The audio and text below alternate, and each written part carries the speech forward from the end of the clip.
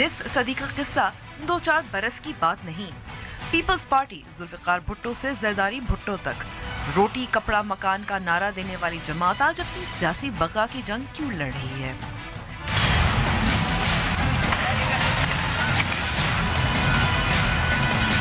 हुकूमत का समझौते पर समझौता, 4th शेड्यूल में शामिल तहरीक लब्बैक के रहनुमाओं के नाम निकालने का फैसला, नेशनल एक्शन प्लान की गर्दान गर्दानने वाले इस अमल का क्या जवाब पेश करेंगे? और बस कर दो बस, ख़वातीन के खिलाफ तशद्दुद की रोकथाम की मुहिम, पाकिस्तानी मर्दों की भी ख़वातीन के तहफ़्फ़ुज़ के लिए आवाज़। अस्सलामुअलैकुम and welcome to news wise. मैं हूं अंबर शमसी। पाकिस्तान बनने के बाद अगर मुल्क के जमहूरी जद्दोजहद की बात हो तो एक ही सियासी जमात है जो गुज़िश्ता 50 बरसों से इसमें कलीदी किरदार अदा कर रही है, और वो है पाकिस्तान पीपल्स पार्टी। फौजी आमिरों के खिलाफ पीपल्स पार्टी की मज़ाहमत का तसल्सल ज़रूर रहा, लेकिन हकीकी जमहूरियत यानी अवाम की नुमाइंदगी, अवाम तक ताकत की मुंतकली के क़याम में पीपल्स पार्टी का रिकॉर्ड मुतज़ाद रहा है। एक, पार्टी में नई आला क़यादत में भुट्टो और जरदारी के अलावा कोई और नज़र नहीं आता। दूसरा, पाकिस्तान पीपल्स पार्टी ने भी इक़्तिदार में रहने के लिए मिलिट्री एस्टैब्लिशमेंट के साथ डील्स किए हैं, करप्शन को भी नज़रअंदाज किया है। क्या 21वीं सदी के पाकिस्तान में बिलावल भुट्टो जरदारी पीपल्स पार्टी में नई जान ला सकेंगे? इसके अलावा फैज़ाबाद धरने के मुआहदे पर सवालात का अभी तक जवाब नहीं मिला। इस्लामाबाद हाई कोर्ट के जस्टिस शौकत सिद्दीकी ने कहा कि मुआहदे के शराइत का कोई कानूनी जवाज़ नहीं और इस पर पार्लियामेंट के मुश्तरका इजलास में बहस होनी चाहिए। दूसरी तरफ इंसानी हकूक़ के लिए काम करने वाले कारकुनान भी इसे अदालत में चैलेंज कर रहे हैं। एक तरफ हुकूमत पंजाब तहरीक लब्बैक या रसूल अल्लाह के रहनुमाओं और कारकुनान का 4th शेड्यूल से नाम हटाने की तैयारी कर रही है, दूसरी तरफ लाहौर के सिविल सोसाइटी कारकुन रजा खान को नामालूम अफराद ने अगवा कर लिया है। उनके भाई हामिद नासिर महमूद के मुताबिक रजा के 2 दिसंबर के मोबाइल फ़ोन के बाद फ़ोन राब्ता नहीं हुआ, फ़ोन बंद था। दोस्तों ने बताया कि रजा एक ऐसी महफिल से उठा था जिसमें इंतहा पसंदी और फैज़ाबाद धरने पर बहस हो रही थी। और आखिर में ख़वातीन के खिलाफ तशद्दुद के खात्मे के लिए अक़वाम मुत्तहिदा की जानिब से सोजा मुहिम। प्रोग्राम में हम मर्दों के मुस्बत किरदार के पहलू पर बात करेंगे। मेहमान एक हमारे हैं वज़ीर आला पंजाब के स्पेशल मॉनिटरिंग यूनिट के सरबराह सलमान सूफ़ी, जो जिन्हें हाल ही में अपने काम के लिए वॉइसेस ऑफ सॉलिडारिटी अवार्ड से नवाजा गया है। शुरू करते हैं अपनी टॉप स्टोरी से। मुसलमानों, मैं तुम्हें गवाह देता हूँ, मैं तुम्हें अल्लाह ताला के हाज़िर नाज़िर करके गवाह देता हूँ कि मुझे इक़्तिदार का हवस नहीं था। मैंने इक़्तिदार की कुर्सी को पहले ठोक के ताशकंद के बाहर फेंक के रखा था। जुल्फिकार अली भुट्टो को तो शहीद कर दिया, मगर शहीद जुल्फिकार अली भुट्टो ने एक इमानत के तौर पे एक इमानत आपके साथ छोड़ दी। वो इमानत क्या थी? वो इमानत है पाकिस्तान पीपल्स पार्टी। सियासी कारकुनों ने हकूक की बात की तो इनकी पीठ पर घोड़े लगाए गए। कानूनदानों ने आईन की बालादस्ती की बात की तो इन्हें जेलों में डाल दिया गया। खून देंगे हम, सर चाहिए सर देंगे हम, जान चाहिए जान देंगे हम। ये बाजी खून का बाजी है, ये बाजी हम ही जीतेंगे। पीपल्स पार्टी के 50 साल आज इस्लामाबाद के परेड ग्राउंड में जश्न और तकरीबात। इस पर बात करने के लिए हमारे साथ मौजूद है BBC उर्दू और डॉन के साबिक एडिटर और कॉलम निगार अब्बास नासिर। बहुत बहुत शुक्रिया अब्बास साहब वक्त देने का। आपको लगता है कि अब जो जुल्फिकार अली भुट्टो पीपल्स पार्टी का 70 की दहाई में जो नज़रिया था, उसके बाद बेनज़ीर भुट्टो साहिबा के दौर में जो नज़रिया था, और अब फ़र्क आया है नज़रिए में? देखिए, फर्क ये आया कि नजरिए का फर्क जो है वो अवाम में जो उनका रद्द अमल है इससे भी साफ जाहिर हो रहा है। 70 की दहाई में जुल्फिकार अली भुट्टो ने पीपल्स पार्टी को एक ये नाम, एक ये अलम बनाया कि जिसके पीछे तमाम इस्तेसाल तबका के खड़े हो जाए और उनको एक खुश आइंद सुबह की कम अज कम आरज़ू करने का इख्तियार हासिल है। लोग अक्सर कहते हैं कि भुट्टो ने क्या दिया लोगों को। जब मैं सिंध में अपनी रिपोर्टिंग करियर के दौरान खूब घूमा फिरा और मैंने पंजाब में मैंने कृष्ण से बात की, तो वो कहते हैं कि इससे पहले हमें यानी किसी ने एक खुद अपने ऊपर खुद समाधि नहीं दी, कभी किसी ने हमें यानी मेहनत कश की इज्जत को इज्जत बख्श काम नहीं समझा। لیکن یہ سب ملا. تو what Bhutto gave to the people was a different thing. بے نظیر بھٹو صاحبہ نے ڈیفائنس کی مدد. جی آپ کو عباس صاحب، جی آپ کی آواز دوبارہ سے، رابطہ پھر سے عباس صاحب کے ساتھ ٹوٹ گیا ہے. جی لیتے ہیں بریک، اور بریک بعد ہم بات کریں گے فیض آباد دھرنے، معاہدے اور 4th شیڈول سے نام ہٹانے کی بات کریں گے لبیک یا رسول اللہ کے کارکنان اور رہنماؤں کی.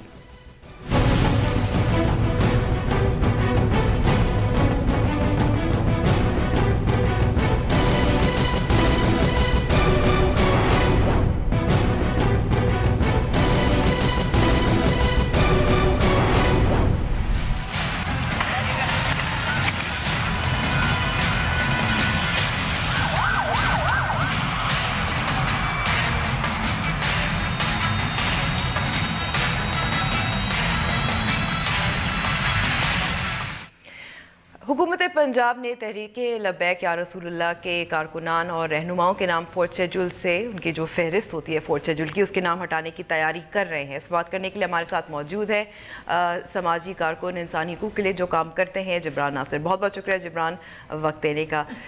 جبران، تیاری شروع ہو گئی ہے معاہدے کے تحت، 4th شیڈول سے نام ہٹائے جا رہے ہیں جن میں ظاہر خادم حسین رضوی بھی شامل ہیں.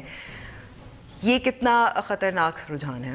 اچھا، پہلی بات تو یہ کہ معاہدے میں یہ واضح طور پہ نہیں لکھا ہوا کہ ان کے نام 4th شیڈول سے نکالے جائیں گے. انہوں نے کہا تھا کہ جو گرفتار ہیں، جو نظر بندیاں ہیں، مگر پھر بہت ساری باتیں ایسی بھی جو معاہدے میں نہیں لکھی تھی، جو خادم صاحب نے کلیم کی، جن کی تردید حکومت کی جانب سے نہیں آئی.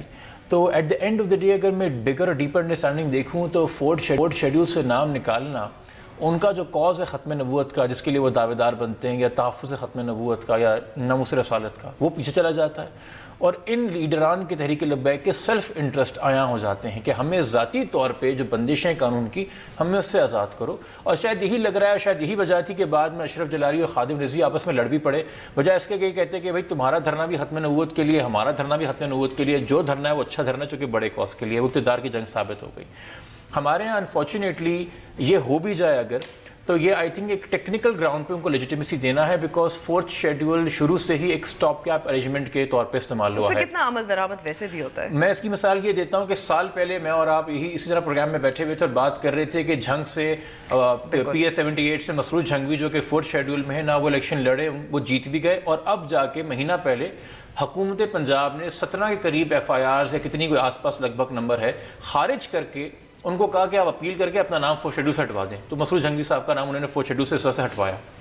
تو یہ جو ریسٹرکشنز ہے 4th شیڈول کے اندر، آپ اگر اس پہ غور کریں کہ آپ اپنی لوکیلٹی کو چھوڑ کے نہیں جا سکتے پولیس کو بغیر بتائے، آپ کسی ایسی پبلک پلیس پہ نہیں جا سکتے جیسا کہ سنیما ہو یا کوئی پارک ہو جہاں پہ عوام موجود ہو، آپ کسی ایسی جگہ پہ تقریر نہیں کر سکتے جہاں 21 سال سے کم عمر کے لوگ ہوں. مگر انہی لوگوں کو جو عام حالات میں 21 سال سے کم عمر کے لوگوں کو ایڈریس نہیں کر سکتے، ان کو ہم کہتے ہیں جا کے الیکشن لڑ لو. یعنی کہ 18 سال سے اوپر کے ووٹر کے پاس جاؤ اور یہی باتیں نارمل جلسے دھرنوں میں نہ کو، پارلیمنٹ میں آ کے کہو. ہم اور مزید اس میں ایک اور چیز خرابی کہ ایک ججمنٹ بھی آیا ہوا ہے جس سے میرا آف کورس ایک ریزرویشن ہے لاہور ہائی کورٹ کا احمد لدھیانوی کے کیس میں دسمبر 2016 میں، جس میں اس نے کہا تھا کہ جی چونکہ آپ 4th شیڈول میں ہیں تو آپ ایک سسپیکٹ ہیں، آپ کنوکٹ تو نہیں، آپ پہ شک کیا جاتا ہے کہ آپ سیکٹیرین ایکٹیویٹیز انوالوڈ ہیں، تو شک کی بنا پہ آپ کا رائٹ نہیں لیا جا سکتا الیکشن لڑنے کے لیے. تو یہ کانٹرڈکٹری ویوز ہمارے قانون میں ایگزسٹ کرتے ہیں، اور تبھی یہ سٹاپ گیپ ہے کہ ہم میں ہمت نہیں ہے کہ ہم کنوکٹ کریں. اور اگر کوئی بیرونی طاقت پوچھے کہ فلاں ٹیررسٹ کا کیا ہوا، تو ہم کہتے ہیں سر دیکھیں 4th شیڈول پہ ہے نا، تو پیپر ورک ہم نے کیا ہوا ہے. پیپر ورک کلیئر متضاد بھی ہے اور شاید یہ منافقت بھی ہے. لیکن اگر ہم بات کریں معاہدے کی، کیونکہ مزید کوئی 50 سے زیادہ ایسے ہیں جو کارکنان جنہیں گرفتار کیا گیا تھا، انہیں ضمانت دے کر ریلیز کیا گیا ہے، 50,000 کی ایک ضمانت تھی. اچھا، اب اسلام آباد ہائی کورٹ کے جسٹس شوکت صدیقی انہوں نے سوال اٹھائے اس کی قانونی حیثیت پر. آپ بھی چیلنج کرنے جا رہے ہیں کورٹ میں؟ اس ہفتے انشاءاللہ ہم بھی اس میں ایک پٹیشن فائل کر رہے ہیں سپریم کورٹ کے سامنے، چونکہ دیکھیں سو موٹو کے اندر تو مینڈیٹ جج خود ہزار ڈیسائیڈ کرتے ہیں، پٹیشن کے اندر ہم ایجیٹیٹ کر سکتے ہیں کہ سر اس بالخصوص پوائنٹ پہ آپ کی نظر ثانی چاہیے. مگر اس سے زیادہ امپورٹنٹ ابھی بات ہو رہی ہے کہ under section 11U of the entity terrorism act حکومت جو ہے کسی انسان کو بھی ڈی نوٹیفائی کر سکتی ہے 4th شیڈول سے یا آرگنائزیشن کو، اگر اس کو لگے کہ اس کے خلاف کوئی ایویڈنس موجود نہیں ہے. اب ہم پچھلے 2 مہینے महीने देख लें, 24 नवंबर को एक सिटिंग जज हाई कोर्ट इस्लाम आबाद का कहता है कि ये जो धरना है ये प्रीमी फेसी एक्ट ऑफ टेररिज्म है। एक जज हाई कोर्ट का कह रहा है। उससे थोड़ा पहले आ जाइए, 31 अक्टूबर को ये लोग, एक इंसान पे इल्ज़ाम लगता है गुजरात के एक डॉक्टर पे, उस पर इसने ब्लास्फेमी की है, तो ये थाने को सीज और घेराव करते हैं खादिम रज़ी साहब, लाहौर की एक रोड बंद करते हैं कि हम जब तक नहीं उठेंगे अब तक पर्चा नहीं होगा।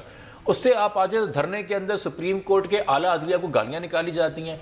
पिछला धरना इस्लामाबाद का देख लें तो उस वक्त के आर्मी चीफ को डेथ थ्रेट्स दी जाती हैं और वज़रा को भी सरेआम, और वज़रा को ये कहा जाता है कि इस्तीफा दे दो वरना हम फतवा दे देंगे।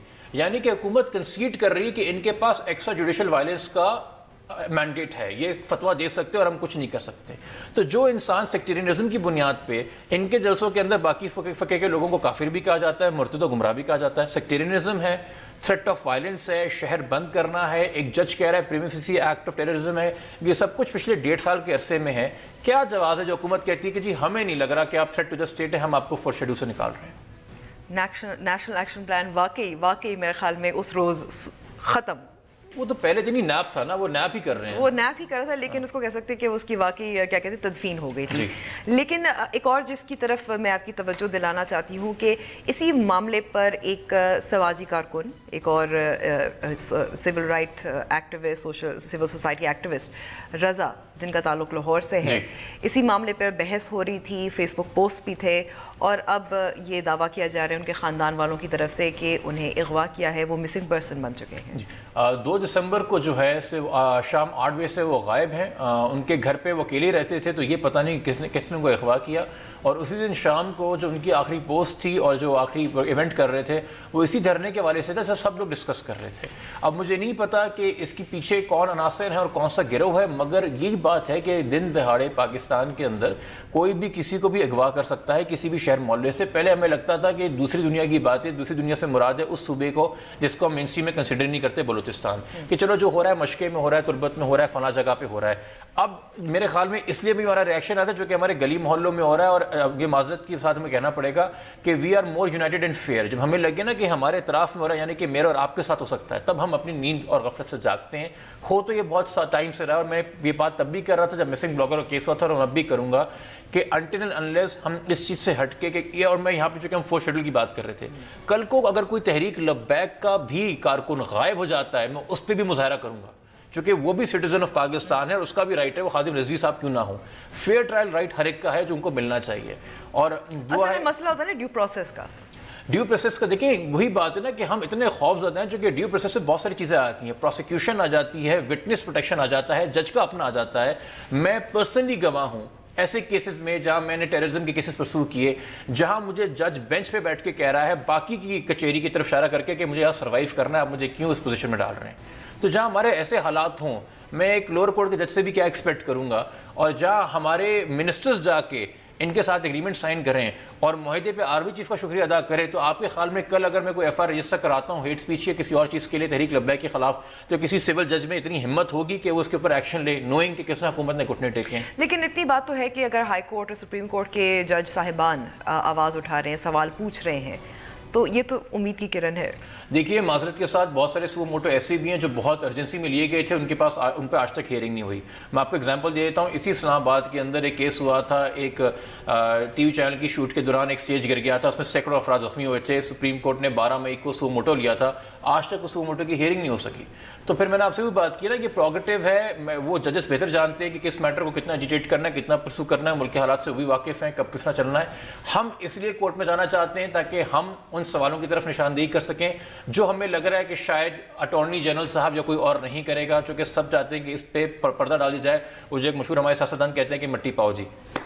अच्छा, अब पार्लियामेंट में बहस, अच्छा मतलब क्योंकि हमने अपोजिशन जमातों का किरदार उस पर भी बात की है, अब पार्लियामेंट में बहस भी होनी चाहिए, लेकिन आपको लगता है कि कोई भी सियासी जमात अब उसमें हिम्मत है, या सिर्फ वो सियासत खेलेंगे। यही तो हमारा एक पर्दा उठ रहा है और एक्सपोजर सामने आ रहा है कि 6 महीने के बताया जा रहा है इलेक्शन में रह गए हैं, और हम जब बात करते हैं कि जी माजरत के साथ यही हमारे लिए अफसोस की बात है कि हम वोट बैंक को उसके मसलक से आइडेंटिफाई कर रहे हैं कि ये बरेलवी वोट बैंक है जो कि मेजॉरिटी है पाकिस्तान के अंदर और कोई भी पार्टी से खोना नहीं चाहती। और अब ये भी हमारी बदकिस्मती है कि जमात दावा अहले हदीस वोट बैंक के लिए आती है, मुत्तहिदा मजलिस वहदत मुस्लिमीन शिया वोट बैंक के लिए आती है, कोई और जमात जो है वो देवबंदी वोट बैंक के लिए आती है, कोई जमात जो है अब ये बरेलवी वोट बैंक के लिए आ रही है। अगर MNAs और MPAs अपने मैंडेट पे अपने फिके के ऊपर बात करेंगे तो डेवलपमेंट की बात कौन करेगा? और ये मेन स्ट्रीम पार्टीज इस चक्कर में हैं कि कहीं पे ये सीटें निकाल लेंगे और जहां इनके 5-10 हज़ार वोट है वो हमें वोट दे दें। तारीखी तौर पे तो ये तो रहा है ना कि मसलक के बुनियाद पे जो कनेक्शंस होते हैं, जो मजहबी रहनुमा होते हैं अपने इलाके के बिरादरी में, वो इस्तेमाल होते हैं, उनके लिए कन्वीनियंट होता है वोट्स के लिए, उनके लिए कन्वीनियंट भी होता है, जबकि इसमें कानून की पाबंदी भी है। मगर फिर बात वही है ना कि वो अपोजिशन के लोग जो कह रहे हैं कि हम तब्दीली की मिसाल हैं या तब्दीली का चेहरा है, वो भी झूठ बोल रहे हैं आवाम से, जो कि कुछ तब्दील नहीं हो रहा, बल्कि वो चुपचाप खड़े हुए, इनफैक्ट कहीं ना कहीं तो सटली सपोर्ट भी कर रहे थे जो इस्लामाबाद में हो रहा था। खान साहब की बात कर, और दूसरी तरफ जब एहसन इकबाल साहब इंटरनेशनल मीडिया के सामने बैठे कहते हैं कि जी हमने तो ये धरने में एक्सपोज कर दिया टेररिस्ट को, तो आप खुद एक्सपोज हो गए, आप उनको फोर्थ शेड्यूल से निकाल रहे हैं। हुकूमत भी बेवकूफ़ बना रही है, अपोजिशन भी बेवकूफ़ बना रही है, और जो अभी इस वक्त 50 साल अपनी सेलिब्रेशन कर रहे हैं, ये इनका खुद भी माजी के अंदर किरदार रहा है घुटने टेकने का मजहबी कुव्वतों के आगे, और मजहबी तो मैं नहीं कहूँगा, वो कुव्वतें जो सियासत खेलती हैं मजहब के नाम पे। और अब भी जो है एंड में जाकर तो बिलाल भुट्टो का एक छोटा सा बयान आ गया था जिसकी हमने तारीफ भी की, मगर ओवरऑल खामोशी थी, चूंकि कोई भी आवाम के मुस्तकबिल के बारे में नहीं सोच रहा, ये सोच रहा है कि मैं ये हल्का कैसे सिक्योर करूं, शॉर्ट टर्म गोल्स। बहुत बहुत शुक्रिया जबरान, हमें वक्त देने का। लेते हैं ब्रेक, और ब्रेक के बाद हम बात करेंगे ख़वातीन के खिलाफ तशद्दुद और मर्दों का क्या किरदार होना चाहिए और है।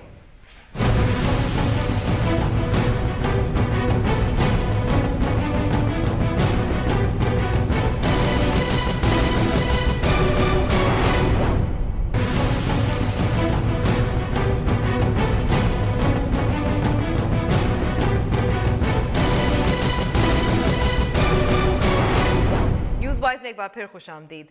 वजूद ज़न से है कायनात में रंग, लेकिन अफसोस आज वजूद ज़न अदम तहफ़्फ़ुज़ का शिकार। दुनिया भर में ख़वातीन के खिलाफ बढ़ते हुए तशद्दुद के वाक़यात के लिए 16 रोज़ा मुहिम का आगाज़।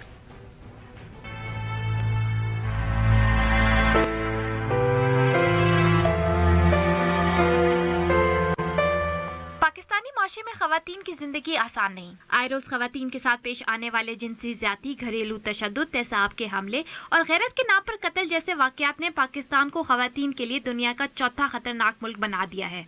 कमीशन बराए इंसानी हकूक पाकिस्तान की सालाना रिपोर्ट के मुताबिक साल 2016 में ख़वातीन के खिलाफ तशद्दुद के मुतासरीन की तादाद 2500 से ज़ायद थी। इनमें जिनसी तशद्दुद, घरेलू तशद्दुद, जलाए जाने और अगवा के वाक़यात शामिल हैं।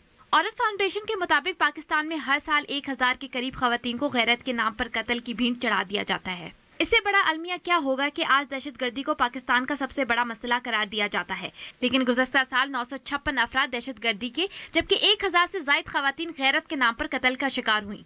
हुकूमत ने ख़वातीन के खिलाफ तशद्दुद की रोकथाम के लिए तहफ़्फ़ुज़ हकूक़ निस्वा, तेज़ाब के हमलों और गैरत के नाम पर कत्ल के खिलाफ बिल मंजूर किए, लेकिन इन कवानीन पर अमल दरामद न होने की वजह से ख़वातीन के खिलाफ तशद्दुद में कमी न आ सकी। तहम ख़वातीन के खिलाफ तशद्दुद सिर्फ पाकिस्तान का मसला नहीं। अक़वाम मुत्तहिदा का इदारा बराए सेहत के अदाद-ओ-शुमार के मुताबिक दुनिया की हर 3 में से 1 खातून को अपने शौहर या ख़ानदान के मर्दों की तरफ से तशद्दुद का सामना है। ख़वातीन के खिलाफ बढ़ते हुए तशद्दुद की रोकथाम के लिए अक़वाम मुत्तहिदा की जानिब से 16 रोज़ा आगाही मुहिम का आगाज़ कर दिया गया है। किसी को पीछे ना छोड़ो, ख़वातीन और लड़कियों के खिलाफ तशद्दुद का खात्मा करो के उन्वान से शुरू की गई ये मुहिम 25 नवंबर से 10 दिसंबर तक जारी रहेगी। दुनिया भर के लोग नारंगी रंग और #16 डेज ऑफ एक्टिविज्म के जरिए इस मुहिम से इजहार यकजहती कर रहे हैं। और इस मुहिम के साथ यकजहती के लिए मैंने भी नारंगी रंग पहना हुआ है। लेकिन जिस पहलू पर हम बात कर रहे हैं वो है मर्दों का किरदार, चाहे मुस्बत हो या मनफी हो। और सबसे पहले तो मैं अपने पहले मेहमान का शुक्रिया अदा करूंगी, क्योंकि उनको एक तो अवार्ड भी मिला है और वो अमेरिका से हमारे साथ बात कर रहे हैं। सलमान सूफ़ी, जो वज़ीर आला पंजाब के स्पेशल मॉनिटरिंग यूनिट के सरबराह हैं। बहुत बहुत शुक्रिया सलमान साहब। और पहले तो बहुत बहुत मुबारकबाद, वॉइसेस ऑफ सॉलिडारिटी नाम का अवार्ड आपको भी मिला है। ये क्या अवार्ड है? Thank you Amber. Basically voices of solidarity ایک ایوارڈ ہے جو کہ دنیا میں 5 مردوں کو سلیکٹ کیا جاتا ہے ایوری ایئر جنہوں نے عورتوں کے حقوق کے لیے کام کیا ہو.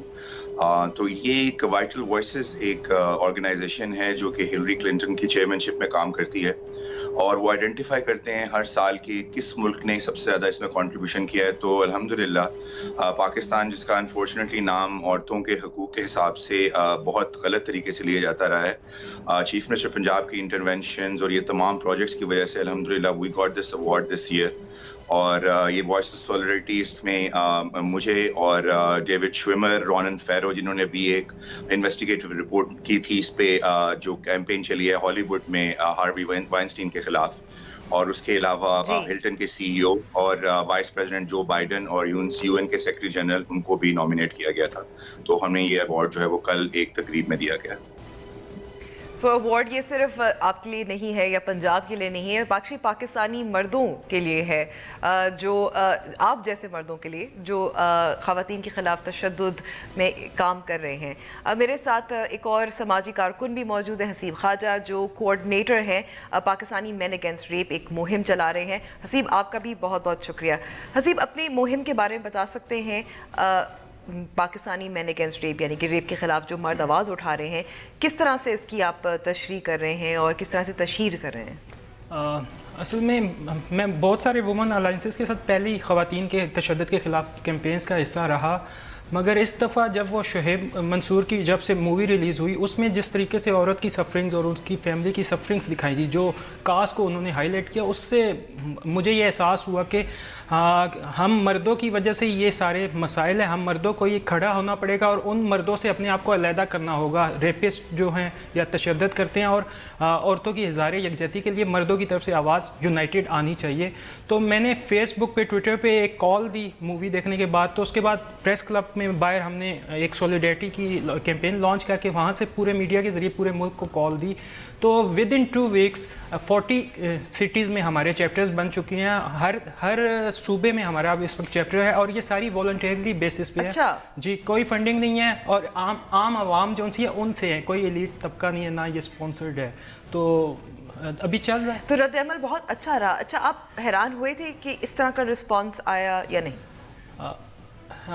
رسپانس مجھے 1% امید تھی, لیکن 5% رسپانس آیا. اس حساب سے میں دیکھوں تو پر امید ہوں, لیکن ریئل میں پیٹریارکل جو ہیں نارمز اور وہ, اس کے لیے کافی جدوجہد چاہیے. ایک نہیں, کئی جنریشنز لگیں گی. ہمارا پورا قانونی نظام ہو, گورنمنٹ کے ادارے ہوں, ہمارے تعلیمی نصاب ہو, ہمارے گھروں میں جو پیٹریارکی جس طریقے سے ایجوکیٹ کی گئی ہے, تو اتنی جلدی نہیں ختم ہونے والا یہ.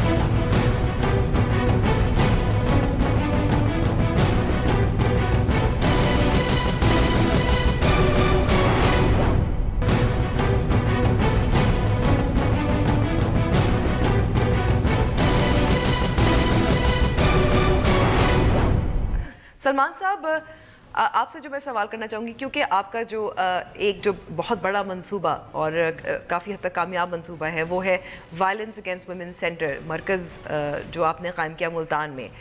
اپریل میں اس کی لانچنگ ہوئی تھی, شروع ہو گیا, اس پر عمل درآمد کام چل رہا ہے. تو ابھی تک کیا اس کے نتائج سامنے آ رہے ہیں؟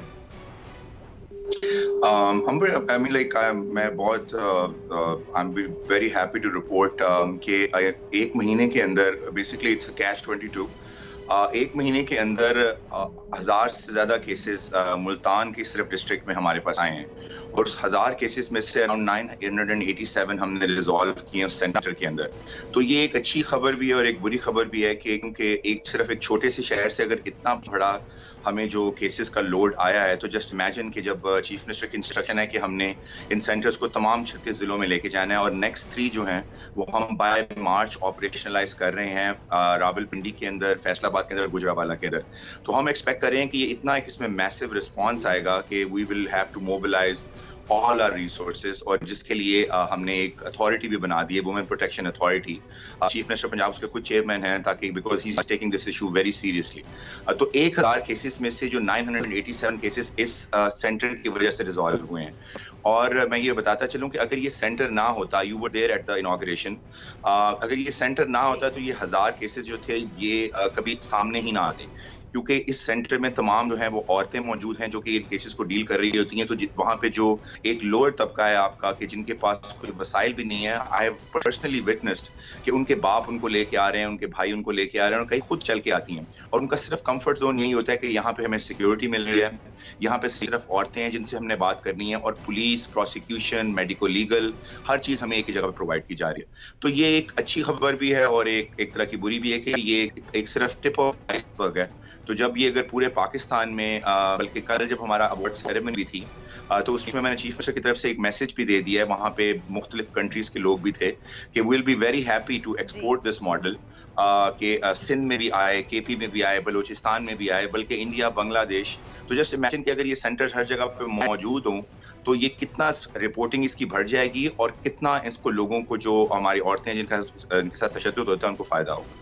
میں ایکچولی پوائنٹ آپ سے بھی پوچھنا چاہ رہی ہوں کہ کیونکہ سب سے مشکل جو ہوتی ہے خواتین کو جب وہ کارروائی کرنا چاہتی ہیں اپنے ریپسٹ کے خلاف, ہراسرز کے خلاف, یا جو تشدد کرتے ہیں ان کے خلاف, کمی یہی ہوتی ہے کہ ان کی کیونکہ محفوظ نہیں ہوتی, وہ ونربل ہوتی ہیں, ان کے پاس طاقت نہیں ہوتی, ان کے پاس اختیار نہیں ہوتا, اثر و رسوخ نہیں ہوتا.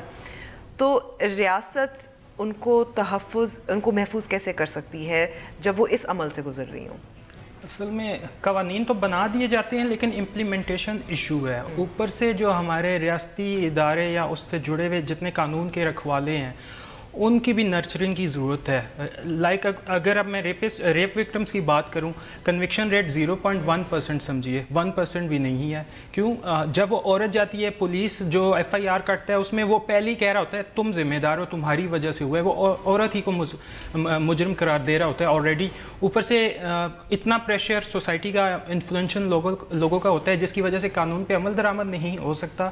تو ہمیں یہ قوانین کافی نہیں ہے, ہمیں معاشرتی رویوں پہ کام کرنا ہوگا. ہمارا تعلیمی نظام, ہمارے سوسائٹی میں ہمیں رول ماڈلز ڈھونڈنے ہوں گے جس سے دکھانا ہوگا کہ عورت ریپ کے کیسز میں خاص طور پہ اس میں رضامندی نہیں ہوتی. وہ چیز جس میں عورت کی رضامندی ہو اسے افیئر کہا جاتا ہے. اس کے میں اور ریپ کے کیسز میں ہمیشہ عورت ہی مظلوم ہوتی ہے, جبر ہوتا ہے. ایگزیکٹلی. جی اچھا, اس میں ایک اور بہت اہم بات ہے کہ مردانگی کی وضاحت کی تعریف, معاف کیجیے گا, تعریف ہمارے ہاں مردانگی کیا سمجھی جاتی ہے؟ اگر عورت پر تشدد کیا جائے یا زور یا جبر, کیا یہ بھی تبدیل کرنے کی ضرورت ہے؟ صرف یہ احساس دلانا ضروری نہیں کہ خواتین کے خلاف تشدد نہیں کرنا چاہیے.